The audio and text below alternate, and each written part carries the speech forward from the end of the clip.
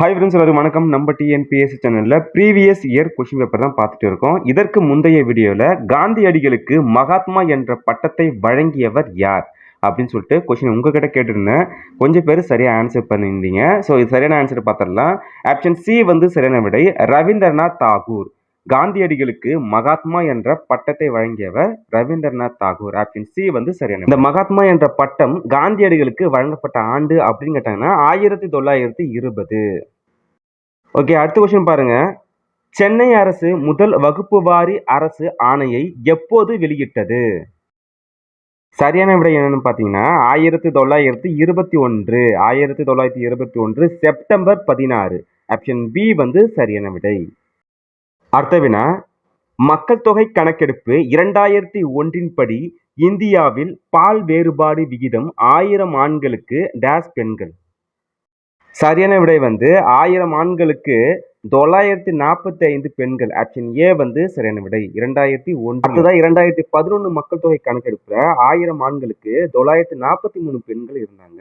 தற்போதுன்னு சொல்லிட்டு நெட்ல போட்டு பாத்தீங்கன்னா 1000 ஆண்களுக்கு 1020 பெண்கள் சொல்லிட்டு வருது. ஸோ அது உண்மையான தகவலான்னு தெரியல, சும்மா தெரிஞ்சு வச்சுக்கோங்க. அடுத்த வினா பாருங்க. சென்னைக்கு குடிநீர் கொண்டு வர பூண்டி நீர்த்தேக்கத்தை திட்டமிட்டவர். பூண்டி நீர்த்தேக்கத்தை திட்டமிட்டவர். சரியான விடை வந்து சத்தியமூர்த்தி ஐயர். ஆப்ஷன் ஏ வந்து சரியான விடை. சத்தியமூர்த்தி ஐயர் வந்து ஆகஸ்ட் 19, 1887 புதுக்கோட்டை மாவட்டத்துல திருமயம் என்னும் ஊர்ல வந்து பிறகுறாரு. 1939 சென்னையோடைய மேயரா இருந்திருக்காரு.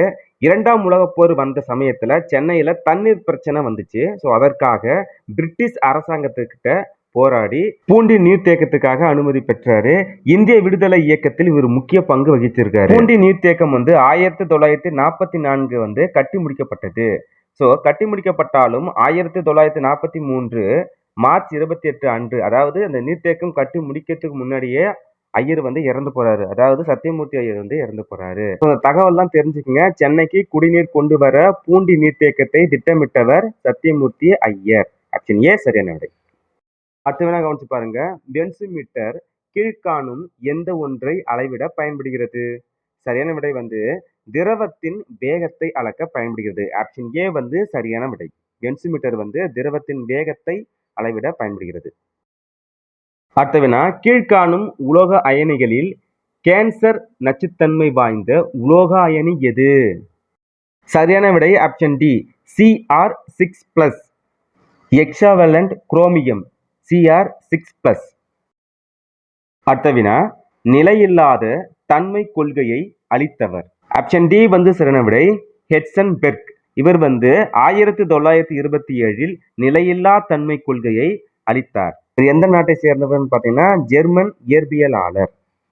அடுத்த வினா கவனிச்சு பாருங்க. இந்தியா எந்த ஒரு அண்டை நாட்டுடன் அதிகமான நில எல்லையை பங்கு கொள்கிறது? சரியான விடை வந்து பங்களாதேஷ். பங்களாதேஷ் அந்த நாட்டுடன் 4096 கிலோமீட்டர் வந்து இந்தியா வந்து அந்த நாட்டுடன் பகிர்ந்து கொள்கிறது எல்லையை. அடுத்தபடியா சீனாவுடன் வந்து 3488 கிலோமீட்டர் பகிர்ந்து கொள்ளுது. அதுக்கப்புறமா பாகிஸ்தான் அந்த நாட்டுடன் 3323 கிலோமீட்டர் வந்து இந்தியா அந்த நாட்டுடன் எல்லையை பகிர்ந்து கொள்கிறது. அடுத்தபடியா லாஸ்டா நேபாளம் அந்த நாட்டுடன் பாத்தீங்கன்னா 1751 கிலோமீட்டரை பகிர்ந்து கொள்கிறது. இதுல பங்களாதேஷுடன் தான் நம்ம அதிகமா இந்த எல்லையை வந்து பகிர்ந்து கொள்கிறோம்.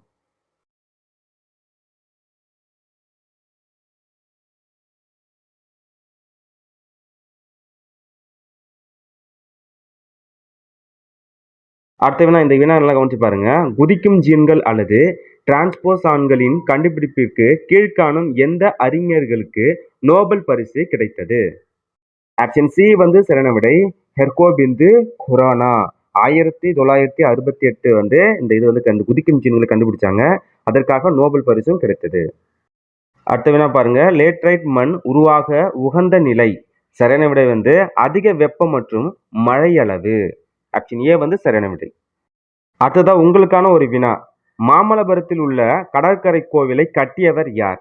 ஸோ உங்களுக்கு ஆன்சர் தெரிஞ்சிச்சுன்னா இந்த வீடியோ கமெண்ட் பாக்ஸில் கமெண்ட் பண்ணுங்க. ஸோ தெரியலனாலும் கமெண்ட் பண்ணுங்க. அடுத்த வீடியோ போகிறதுக்கு கொஞ்சம் உந்துதலாக இருக்கும். ஸோ யாரும் பார்த்துட்டு கமெண்ட் பண்ணாமல் இருக்காதீங்க. கமெண்ட் பண்ணுங்க. தெரிஞ்சாலும் கமெண்ட் பண்ணுங்க, தெரியலனாலும் கமெண்ட் பண்ணுங்க. நெக்ஸ்ட் வீடியோவில் இதற்கான அப்டேட் வந்து நான் அப்டேட் பண்ணுறேன். இந்த காணொளி பதிவு கண்டிப்பா உங்களுக்கு பயனுள்ளதா இருக்கும்னு நினைக்கிறேன். அடுத்த காணொளி பதிவில சந்திப்போம். நன்றி, வணக்கம்.